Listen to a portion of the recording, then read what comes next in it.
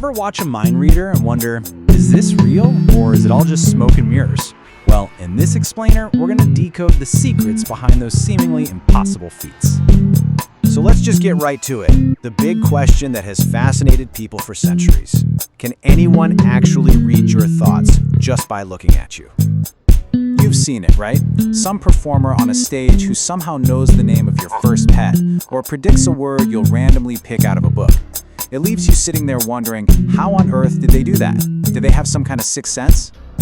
But here's the thing, if you ask the mentalists themselves, they'll often tell you it has nothing to do with supernatural gifts.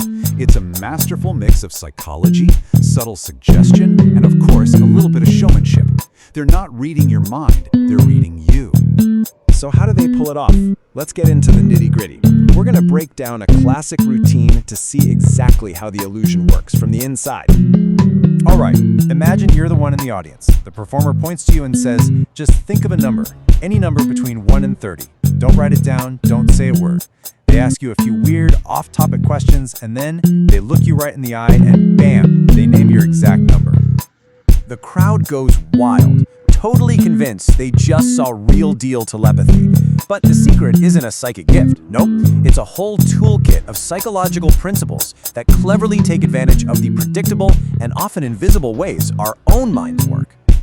To really understand the trick, we have to start with the main tool they're manipulating, your brain's attention system. Think about it. Your brain is filtering out tons of information right now. Selective attention is like a single powerful spotlight. You see what's in the beam and everything else is in the dark. Divided attention is you trying to run 2 or 3 of those spotlights at once, and it gets messy. A mentalist's job is to grab the controls to your spotlight.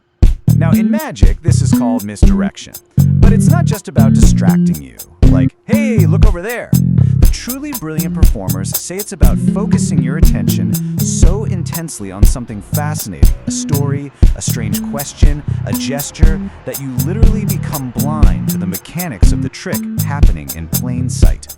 And what's wild is that this isn't just a theory, it's physically wired into our brains. You're looking at 2 key brain networks here. The action mode is firing when you're focused on a task, like following the performer's instructions. The default mode is your brain on cruise control, daydreaming, mind wandering. And here's the kicker, they're on a seesaw. When one is up, the other is down.